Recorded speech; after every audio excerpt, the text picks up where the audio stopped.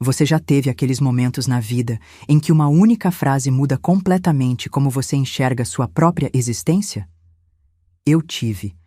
E foi numa terça-feira às 5:30 da tarde, enquanto dobrava as últimas roupas do varal no quintal.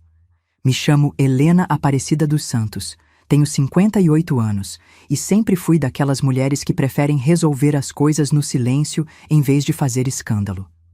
Mas naquele dia, escutei uma conversa que não era para mim ouvir. Priscila, minha nora, estava no telefone com alguém e suas palavras cortaram meu coração como navalha. Olha, a velha não vai sair por bem, vai ter que ser por mal mesmo.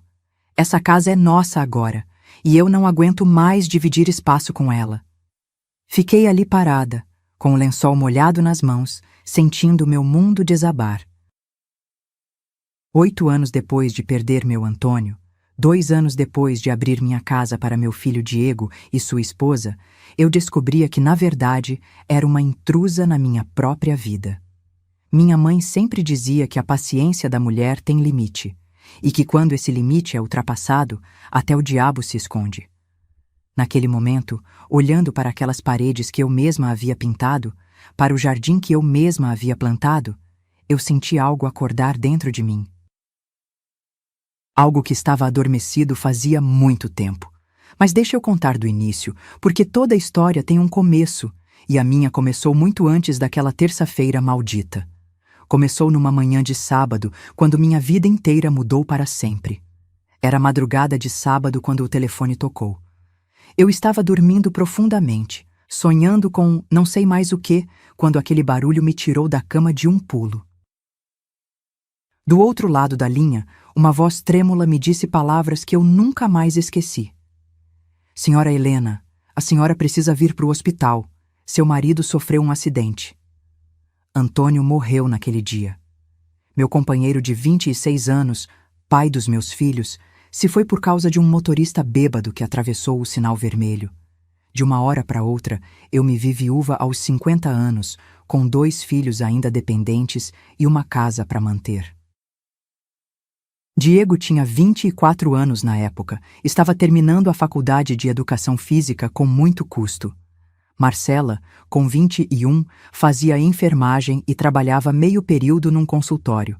Nenhum dos dois tinha condições de me ajudar financeiramente, e eu não culpava eles por isso. Sabia que meu papel era ser forte, era segurar a barra sozinha. A vida de viúva no Brasil não é fácil, principalmente quando você não tem uma profissão formal. Eu sempre fui dona de casa, sempre dependeu do salário do Antônio. Quando ele morreu, descobri que o dinheiro do seguro mal dava para quitar as dívidas que ele tinha. A pensão era uma miséria, não dava nem para pagar as contas básicas. Foi aí que eu tive que me reinventar. Comecei costurando para fora, fazendo bainhas, consertando roupas. Minha mãe me ensinou a costurar quando eu era menina, e graças a Deus essa habilidade me salvou. Depois, comecei a fazer quentinhas, vendendo na porta de casa e levando para os trabalhadores da construção civil que sempre tinha obras no bairro. Acordava às 5 da manhã todos os dias. Preparava 60 marmitas, embalava tudo com carinho e saía pela rua com minha sacola térmica. Voltava em casa, almoçava rapidamente e passava a tarde inteira costurando. Às vezes ficava até 2 da madrugada terminando encomendas. Minha casa no bairro Vila Esperança sempre foi meu orgulho. Simples, mas arrumadinha. 2 quartos, uma sala, cozinha, banheiro e um quintal onde eu plantava minhas flores. Toda pintada de branco, com detalhes azuis que eu mesma fiz.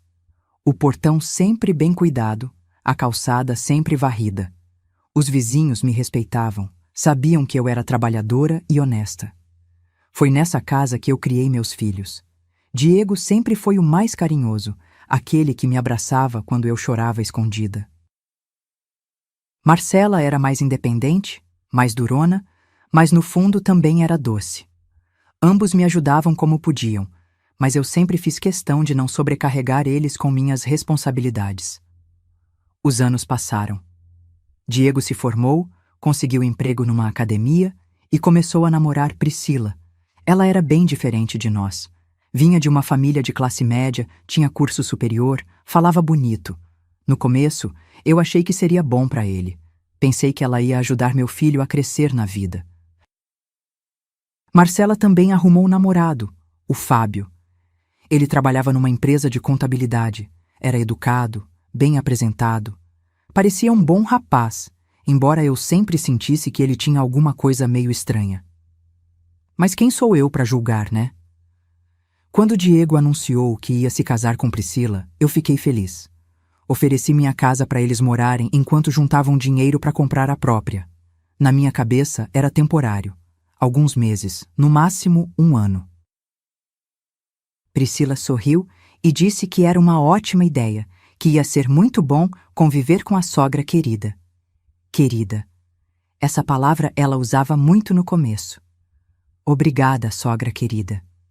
Que bom, sogra querida. Sempre com aquele sorriso que não alcançava os olhos. No primeiro mês, tudo parecia perfeito. Priscila era educada, ajudava nas tarefas da casa, elogiava minha comida. Diego estava radiante, feliz por ver que a esposa e a mãe se davam bem. Eu me sentia útil, importante. Finalmente minha casa estava cheia de vida de novo.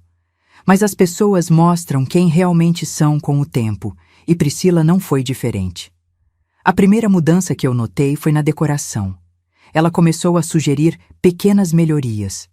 Trocou as cortinas da sala sem me perguntar. Mudou os móveis de lugar. Colocou objetos dela em todos os cantos. Quando eu comentava, ela sorria e dizia: "Ai, sogra, é só para dar uma modernizada no ambiente." Modernizada. Como se minha casa fosse velha, antiquada.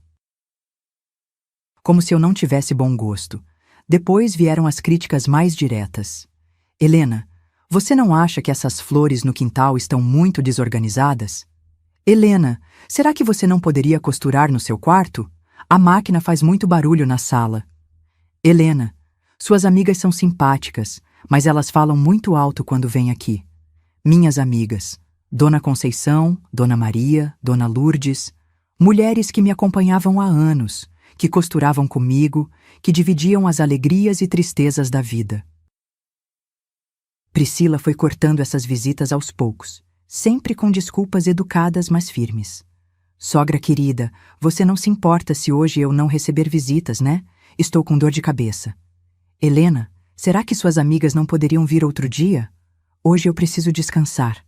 E eu, como uma idiota, sempre concordava. Sempre dizia que não tinha problema, que elas poderiam vir outro dia. Mas outro dia nunca chegava. Diego não percebia nada. Chegava do trabalho cansado, jantava, assistia TV e ia dormir. Nos fins de semana, ele e Priscila saíam para passear, para visitar os parentes dela, para ir no shopping. Eu ficava em casa, sozinha, costurando e cozinhando. Quando Priscila anunciou que estava grávida, eu fiquei emocionada. Ia ser vovó. Finalmente teria uma criança para cuidar, para mimar. Pensei que a gravidez ia melhorar nosso relacionamento, que ela ia precisar de mim. Mas foi o contrário. A gravidez transformou Priscila numa pessoa ainda mais controladora.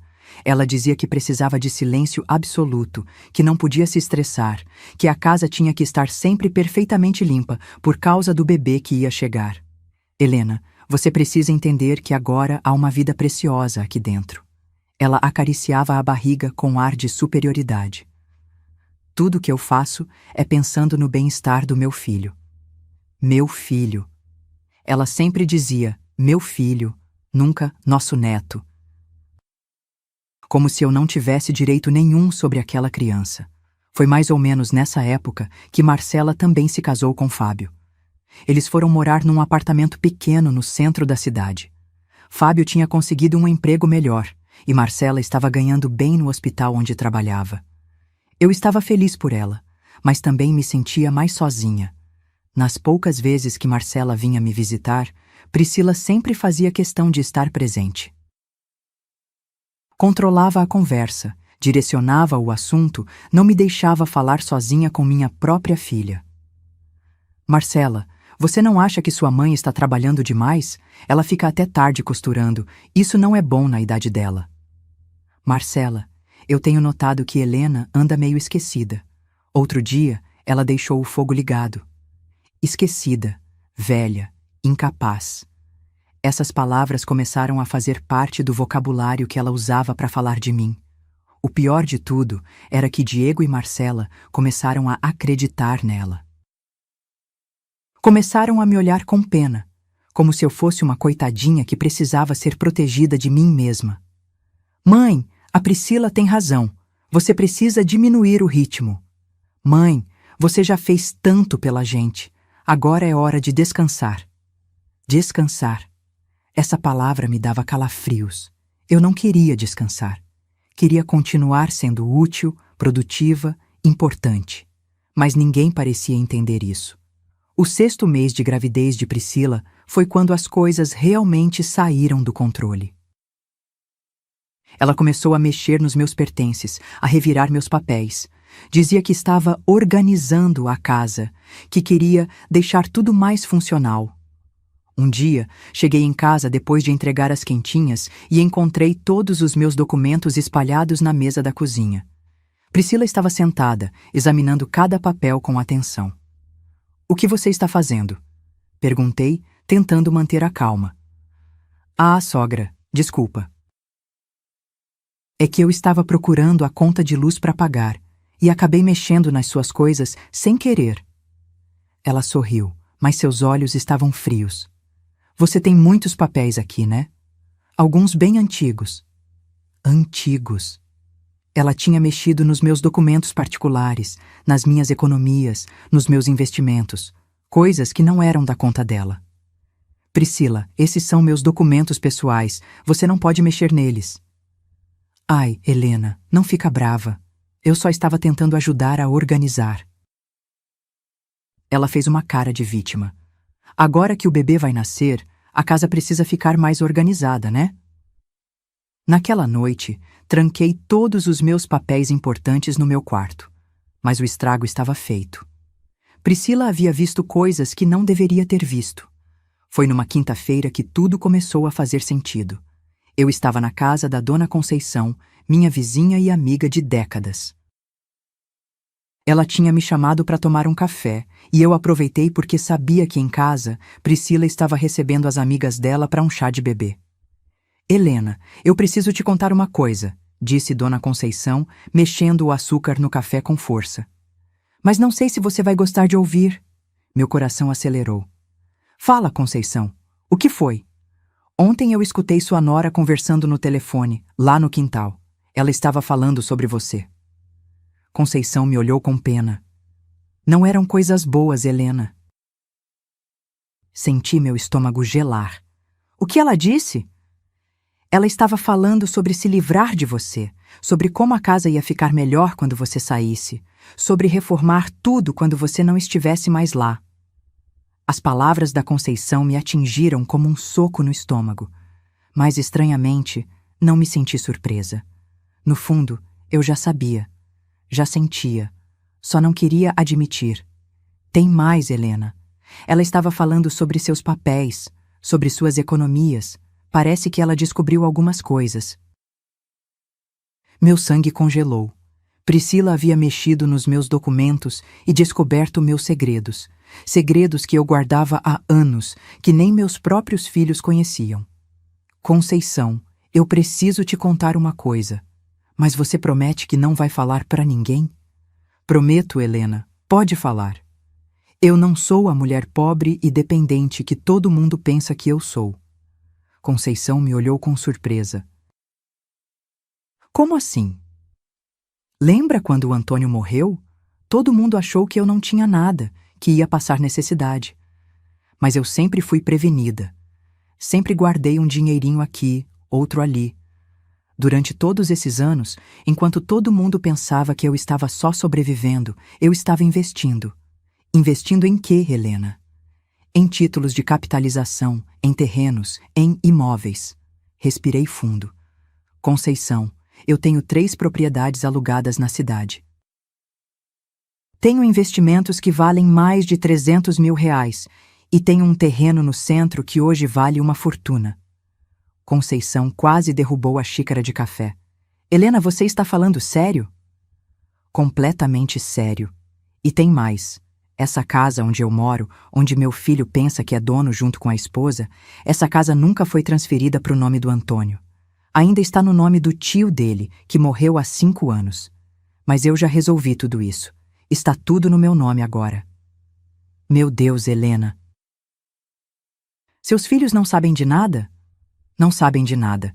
Eu sempre quis que eles fossem independentes, que não dependessem de mim. Então fingi que eu é que dependia deles. Deixei que eles se sentissem importantes, protetores. Mas por que você escondeu tudo isso? Porque eu queria ter certeza de que eles me amavam por quem eu sou, não pelo que eu tenho. Queria que eles fizessem suas próprias vidas, suas próprias conquistas. Suspirei. Mas agora vejo que cometi um erro. Deixei que me tratassem como uma coitadinha inútil. Conceição ficou em silêncio por um longo tempo. Depois, ela segurou minha mão. Helena, você precisa tomar uma atitude. Não pode deixar essa menina continuar te humilhando. Eu sei, Conceição, eu sei. Voltei para casa naquela tarde com uma sensação estranha. Era como se eu estivesse vendo tudo com outros olhos. A casa que eu havia construído, os móveis que eu havia comprado, o jardim que eu havia plantado. Tudo aquilo era meu. Sempre foi meu. E eu tinha documentos para provar. Quando cheguei, encontrei Priscila na cozinha, terminando de guardar as louças do chá de bebê. Oi, sogra. Como foi o cafezinho na Conceição? Foi bom, respondi sem muita conversa, observando cada movimento dela. Helena, eu queria conversar com você sobre uma coisa. Priscila secou as mãos no pano de prato e me encarou.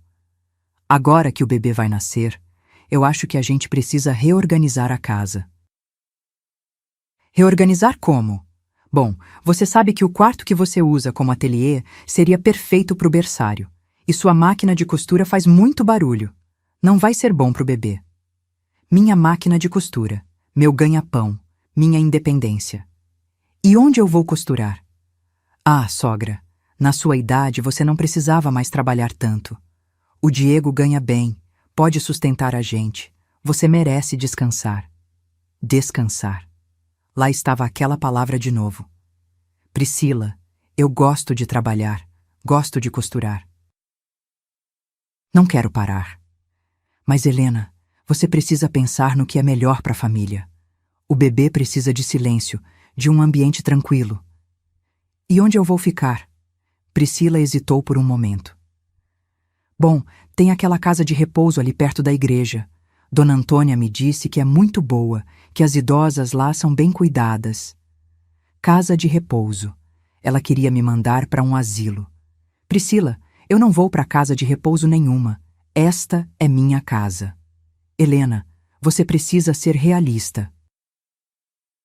Esta casa agora precisa de uma dona de verdade. Você já fez sua parte, agora é hora de passar o bastão. Pronto, estava dito. Dona de verdade. Como se eu nunca tivesse sido dona da minha própria casa. Naquele momento, senti uma força que não sentia há muito tempo. Uma força que vinha de muito longe, dos tempos em que eu lutava sozinha para sustentar meus filhos. Uma força que me lembrava de quem eu realmente era. Priscila, a gente vai conversar sobre isso quando o Diego chegar. Helena, não precisa envolver o Diego. Isso é entre nós duas.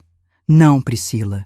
Isso é entre nós três. Afinal, você disse que esta casa precisa de uma dona de verdade.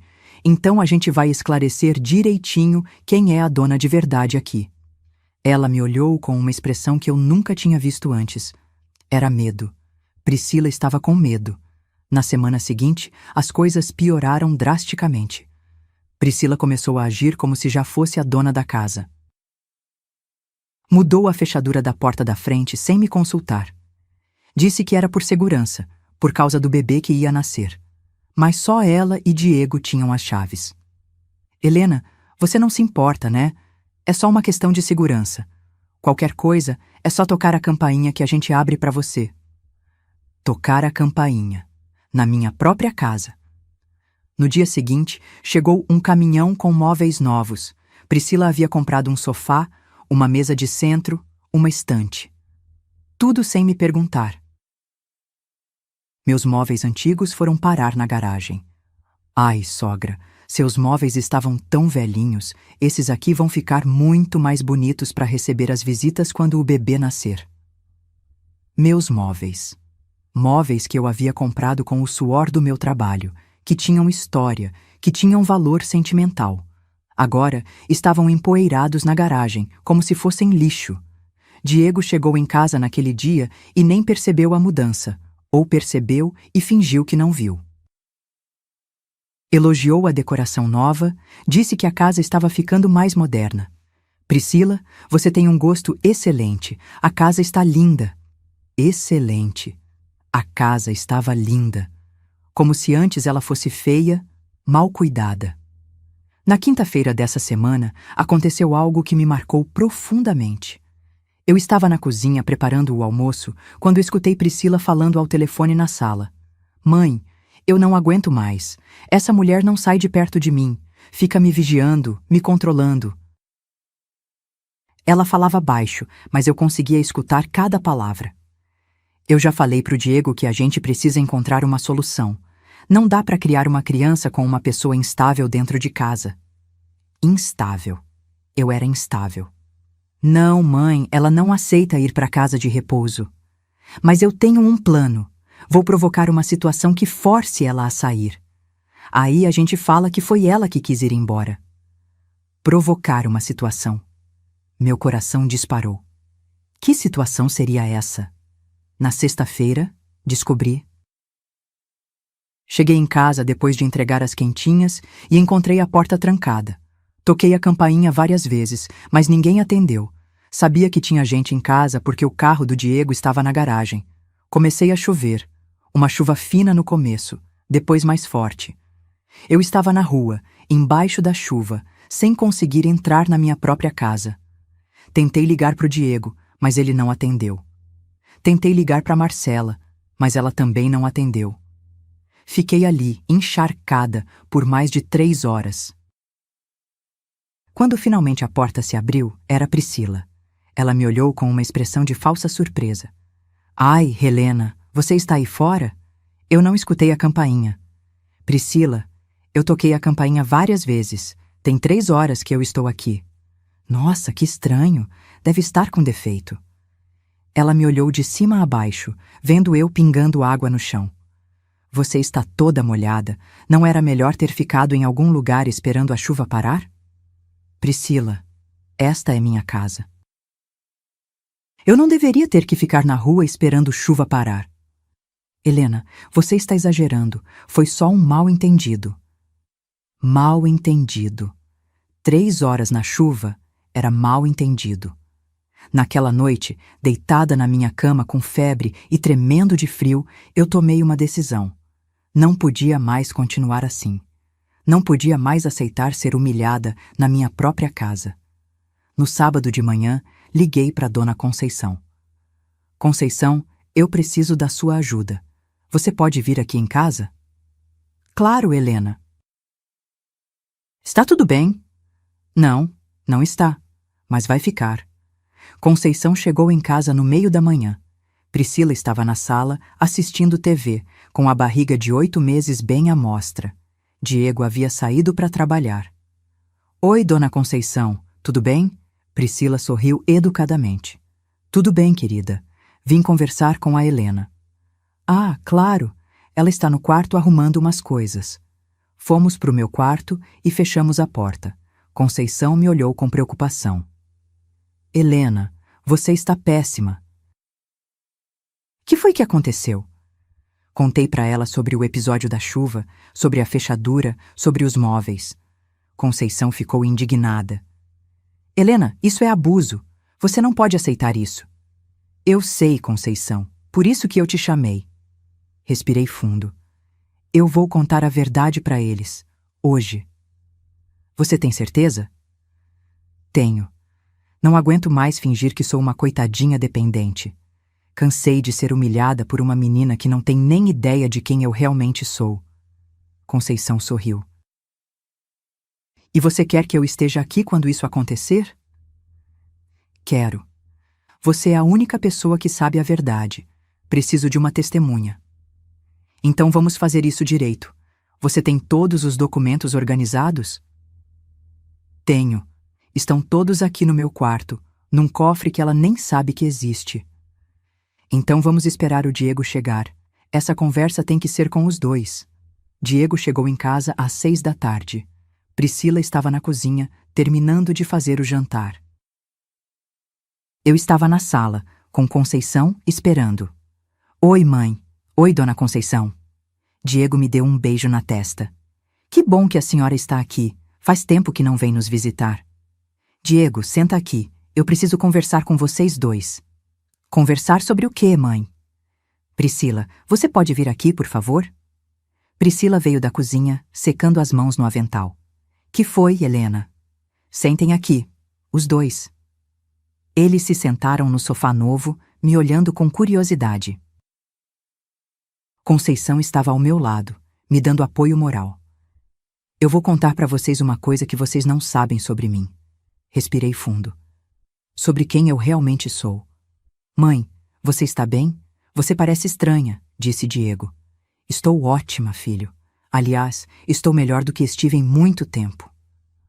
Olhei diretamente para os olhos de Priscila. Priscila, semana passada você me disse que esta casa precisa de uma dona de verdade. Que eu já fiz minha parte e agora é hora de passar o bastão.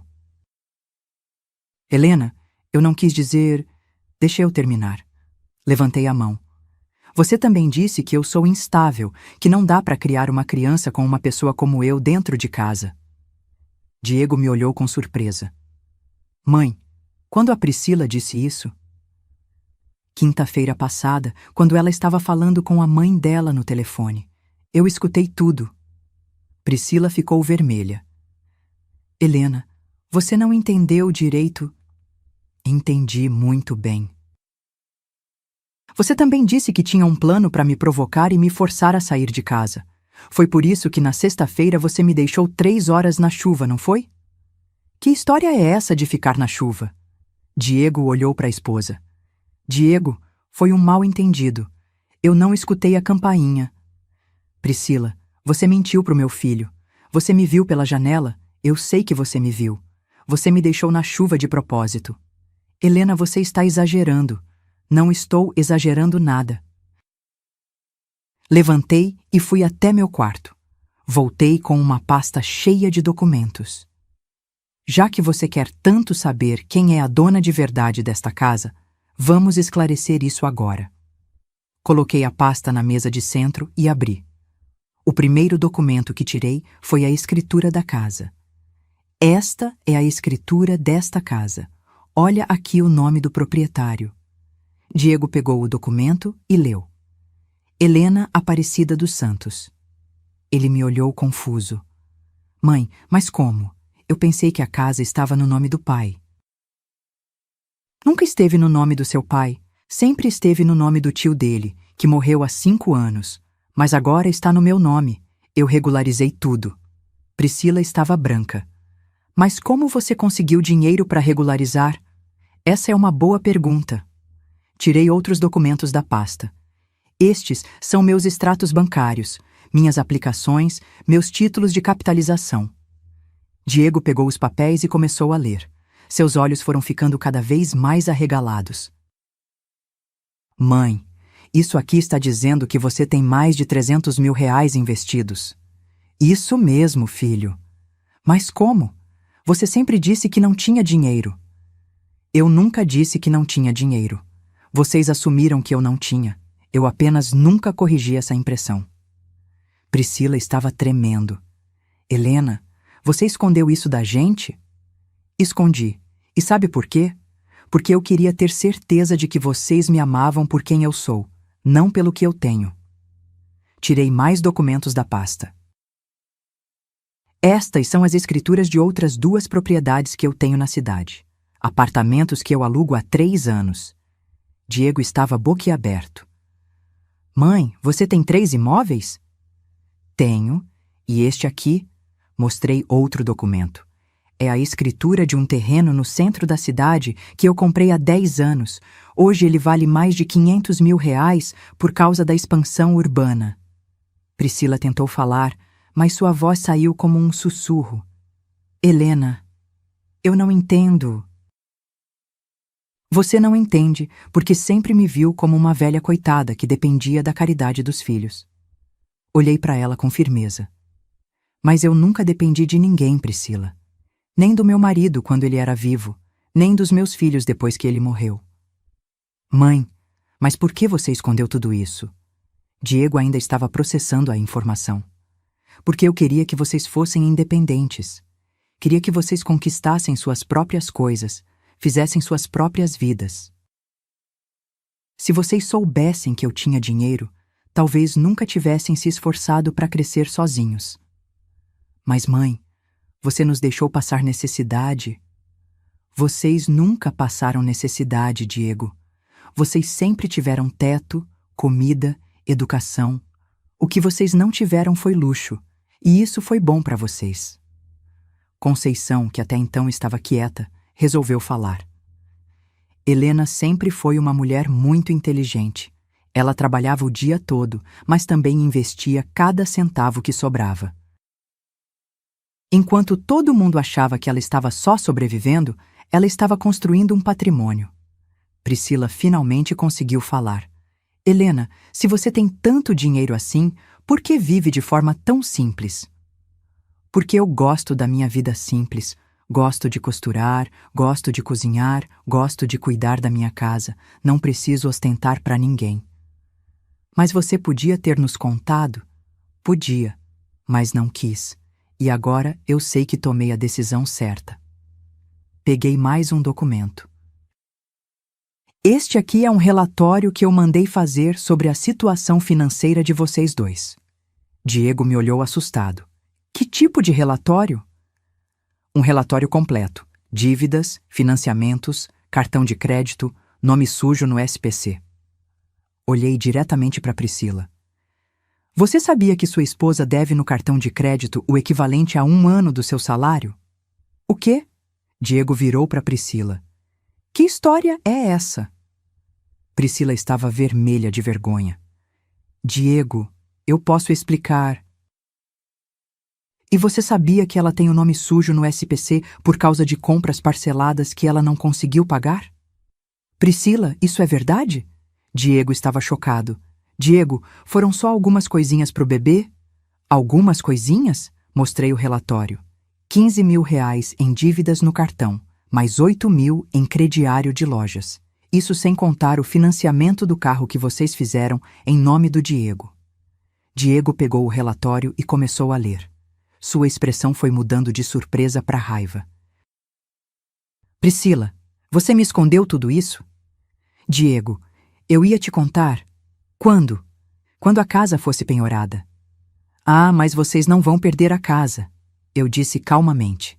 Porque a casa não está no nome de vocês, está no meu nome. E eu decidi que vocês têm 30 dias para encontrar outro lugar para morar. O silêncio que se seguiu foi ensurdecedor.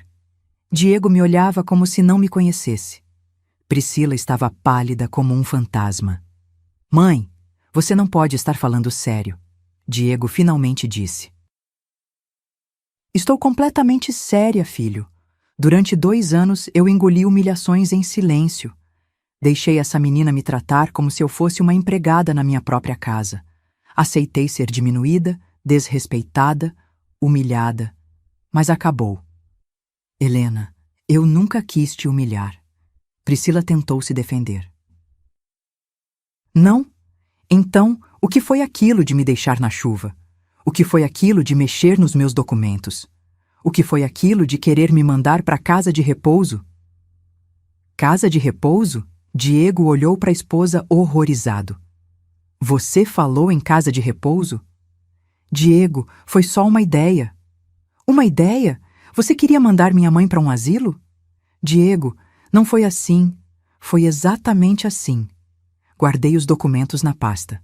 Priscila, você me disse que esta casa precisava de uma dona de verdade. Pois bem, agora você sabe quem é a dona de verdade. E a dona de verdade está dizendo que vocês têm 30 dias para sair. Mãe, não faz isso, Diego implorou. Onde a gente vai morar? A Priscila está grávida. Isso não é problema meu, Diego. Vocês são adultos, têm suas profissões, podem alugar um apartamento como qualquer pessoa normal. Mas com as dívidas da Priscila... As dívidas da Priscila são problema da Priscila. Ela que se vire para resolver. Priscila começou a chorar. Helena, eu te peço perdão. Eu errei, eu sei que errei. Mas não faz isso com a gente. Pensa no seu neto que vai nascer. Meu neto. Ri sem humor. Priscila, você sempre disse meu filho, nunca nosso neto. Sempre me tratou como se eu não tivesse direito nenhum sobre essa criança. Agora não vem querer usar meu neto como chantagem. Helena, por favor. Não, Priscila, chega.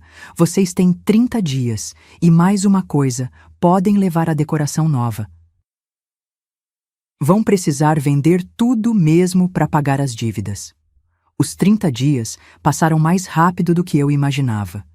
Diego e Priscila tentaram de tudo para me fazer mudar de ideia. Choranteiras, súplicas, promessas de mudança. Até tentaram colocar Marcela contra mim. Mãe, você não pode expulsar o Diego de casa, Marcela me disse numa das visitas. Ele é seu filho. Marcela, eu não expulsei ninguém.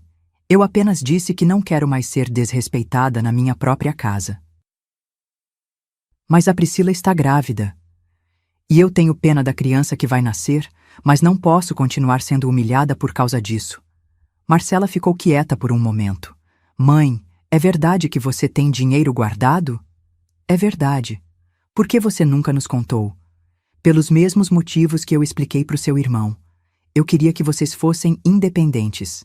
Mas, mãe, se você tem condições, por que vive de forma tão simples? Porque eu gosto da minha vida simples. E porque dinheiro não é tudo na vida, filha. Dignidade e respeito são muito mais importantes. Marcela suspirou. Mãe, eu acho que você está certa. A Priscila realmente te desrespeitou muito. Você acha? Acho. E o Diego foi conivente. Ele devia ter te defendido. Devia, mas não defendeu. Escolheu ficar do lado da esposa enquanto ela me humilhava. Mãe, você vai perdoar eles? Vou, mas perdoar não significa aceitar desrespeito. Eles vão ter que aprender a me tratar com dignidade se quiserem ter um relacionamento comigo. No 29º dia, Diego veio conversar comigo uma última vez. Mãe, a gente já achou um apartamento para alugar. É pequeno, mas é o que a gente consegue pagar. Que bom, filho. Mãe, eu quero te pedir desculpa. Eu errei. Devia ter te defendido. Devia. A Priscila também quer te pedir desculpa. Ela está arrependida. Diego, eu não tenho raiva de vocês. Mas também não vou mais aceitar ser tratada como uma coitadinha inútil. Mãe, você pode nos perdoar? Já perdoei, filho. Mas vocês vão ter que conquistar minha confiança de novo. Como? Aprendendo a me respeitar. Reconhecendo que eu sou uma mulher adulta, independente, capaz de tomar minhas próprias decisões. Diego assentiu. A gente vai aprender, mãe. Eu prometo. Espero que sim. No dia seguinte, eles se mudaram. Eu ajudei a carregar as coisas, despedi de cada um com um abraço. Não estava com raiva, estava em paz. 2 semanas depois, meu neto nasceu. Um menino lindo, saudável. Diego me ligou do hospital, emocionado. Mãe, você quer conhecer seu neto? Claro que quero, filho. Fui pro hospital e peguei o bebê no colo. Era igualzinho ao Diego quando nasceu. Priscila estava na cama, ainda fraca do parto, mas me olhou com um sorriso sincero. Helena, você quer ser a madrinha dele? Quero sim. Helena, eu quero te pedir perdão mais uma vez. Eu fui muito idiota. Muito mesmo. Priscila, o que passou, passou.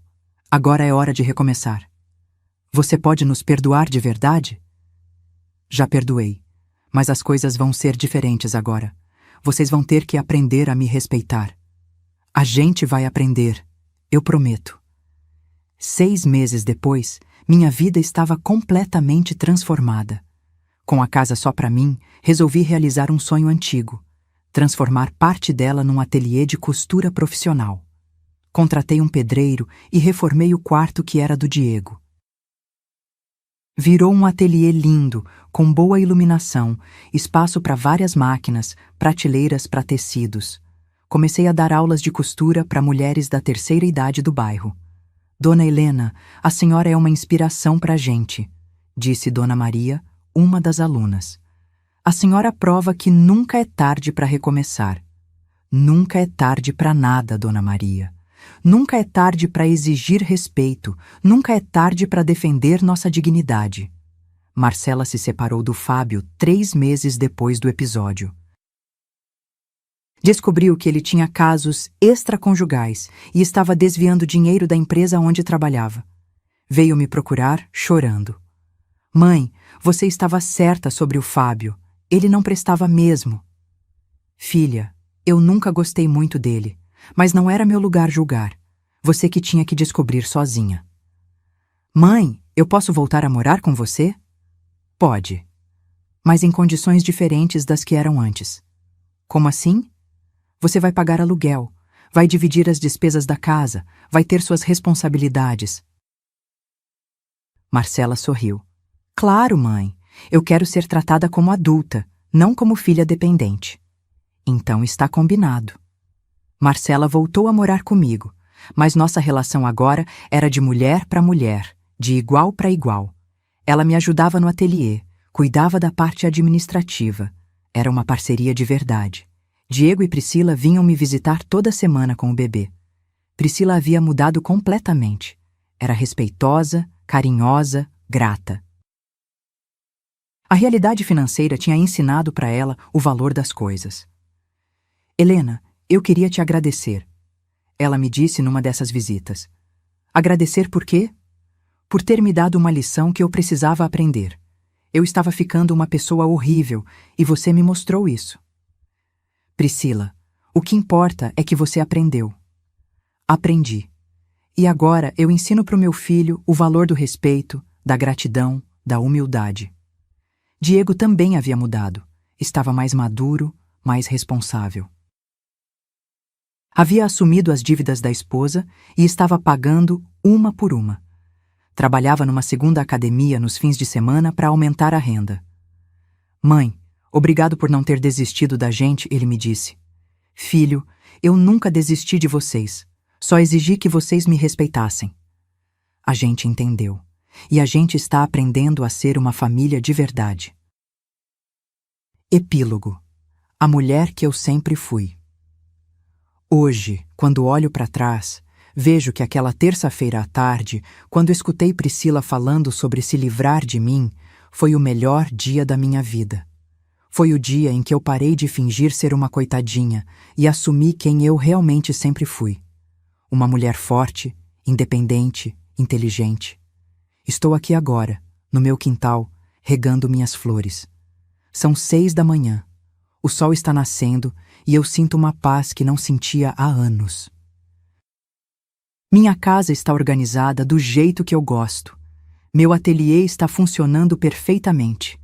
Minhas alunas me respeitam e me admiram. Minha filha me trata como igual. Meu filho aprendeu a me valorizar. Conceição vem tomar café comigo toda manhã. Sentamos aqui no quintal, conversamos sobre a vida, rimos das coisas bobas. Ela sempre me diz que eu fiz a coisa certa. Helena, você é um exemplo para todas as mulheres da nossa idade. Você provou que a gente não precisa aceitar desrespeito de ninguém.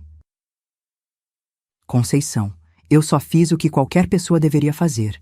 Defendi minha dignidade. Nem todo mundo tem essa coragem. Todo mundo tem, só precisa descobrir. Às vezes eu fico pensando em como seria minha vida se eu não tivesse tomado aquela atitude. Provavelmente estaria numa casa de repouso agora, sendo tratada como uma velha senil que não serve para mais nada.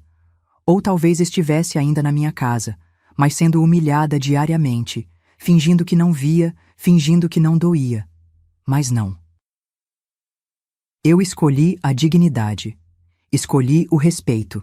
Escolhi ser quem eu sempre fui, mas que estava escondida embaixo de uma máscara de submissão. Hoje eu sei que nunca é tarde para recomeçar. Nunca é tarde para exigir respeito. Nunca é tarde para mostrar quem você realmente é. Meu neto vem me visitar toda semana. É um menino lindo, esperto, carinhoso, chama de Vovó Helena e fica encantado quando eu conto histórias para ele. Priscila sempre diz que quer que ele aprenda comigo o valor do trabalho, da independência, da dignidade. Helena, eu quero que meu filho seja como você quando crescer, forte, independente, corajoso.